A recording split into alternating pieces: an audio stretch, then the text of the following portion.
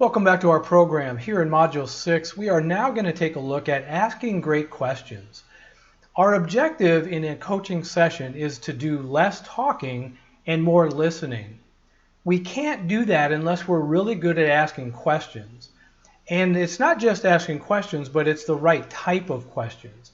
So in this module, we're going to take a look at what is a good question, what does it look like, what's the objective, and then I want to give you some examples of different scenarios with questions that we can use to help to drive great conversation and great coaching sessions.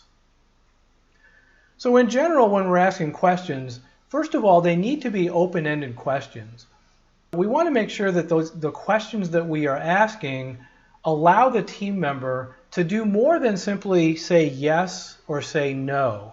So we want them to think, and we want them to have to respond with a lot of thought and to talk through the question.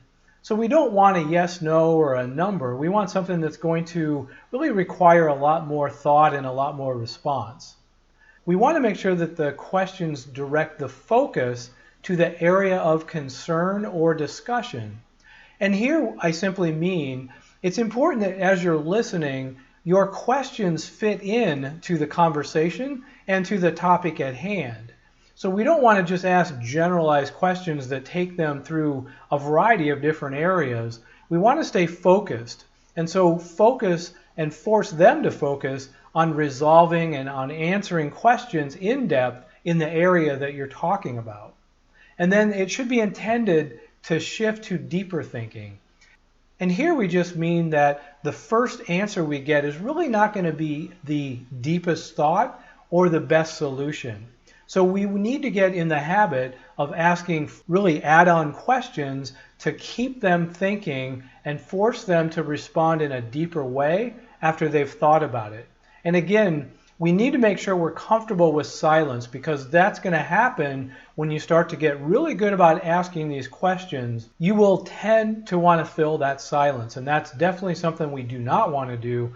We want to allow that silence to be an indication that we are going to sit and wait for their response. So they know that they have to think deep and they have to come up with some better solutions or more in depth or some additional.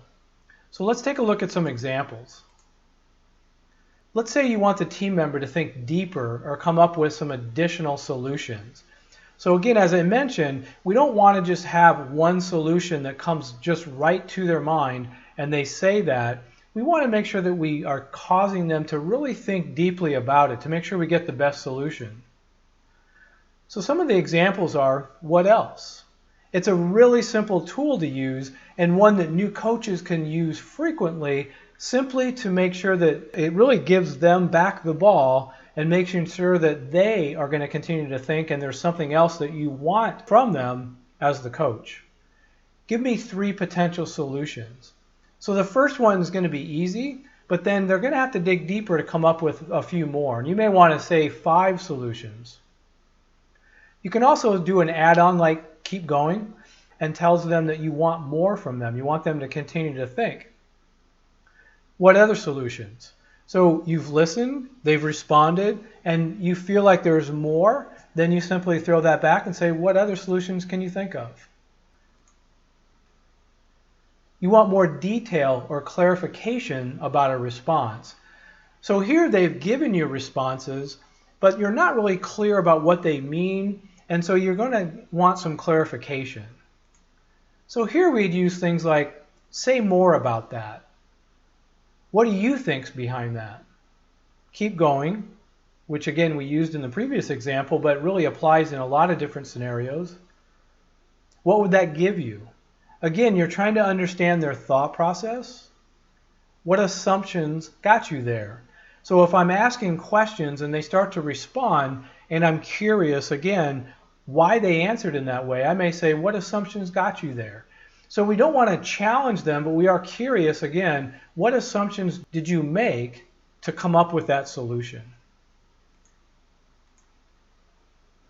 You want to identify and eliminate obstacles. So here, this may be an example where you've already asked for some solutions and they're at a point where they just can't come up with anything. So we may say, what do you think's stopping you? What do you need that you don't already have? So here we're trying to get them to think outside of their current resources. What do you think you could change or adjust? These are more specific questions, but again, they're needed because the team member is really struggling to try to overcome obstacles or come up with additional solutions. What are some resources you could use? How have you overcome challenges like this in the past?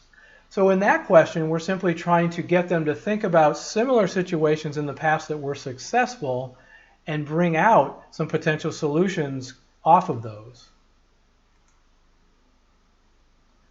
There's an issue with two team members and the other person will not or cannot change.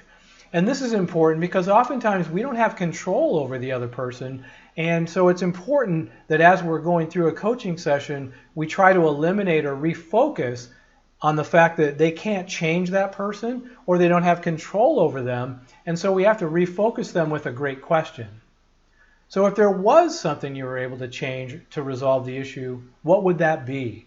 So here we're simply refocusing their attention and their focus on what they have control over. So there's a lot of other questions that we can ask, but these are just some of the examples. So I want to encourage you to think about and maybe write down some examples that you can use when you're sitting down and you're coaching somebody. You'll find that there's probably 3 or 4 that you use on a regular basis.